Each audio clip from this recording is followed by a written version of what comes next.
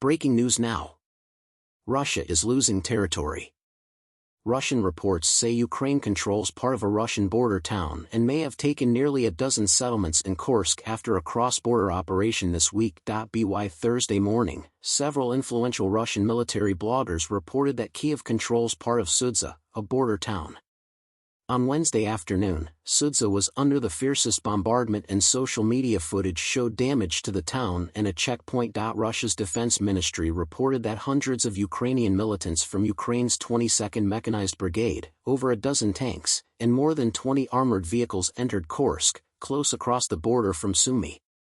In a Wednesday meeting with senior Russian authorities, President Vladimir Putin branded the cross-border assaults large-scale provocation. Ukrainian officials are mum about the operation. Deep State, a popular Ukrainian war blog that tracks frontline changes, stated it would not update its map for the Kursk offensive yet. However, Ukraine's National Security and Defense Council spokesman Andriy Kovalenko stated the Kremlin was lying about Kursk's controllability. After promising there will be a lot of news from the Kursk region, Kovalenko said Tuesday that Russia does not control the border.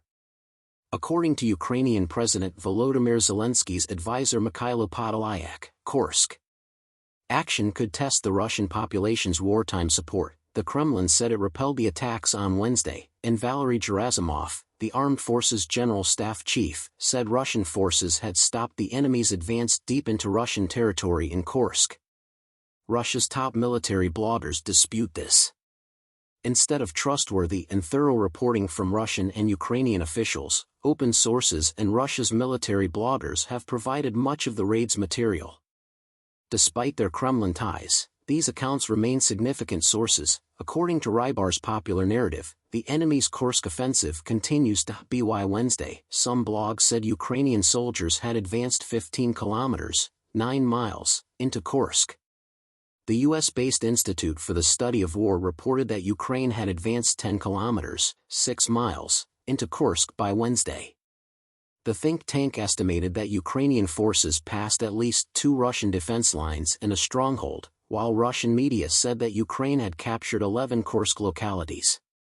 On Wednesday, a famous Russian blogger reported Ukraine had managed to take control of several additional communities when it became obvious that it was impossible to expel the adversary forces from the land they had captured. The third day, and the situation has not improved, Russian journalist Alexander Sladkov stated Thursday.